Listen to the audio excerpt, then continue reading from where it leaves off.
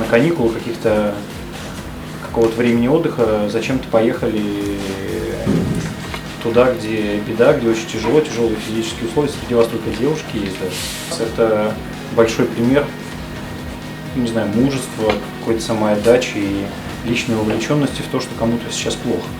Вот за это вам действительно искренне большое спасибо за то, что вы поехали и не побоялись это сделать и поехали помогать людям.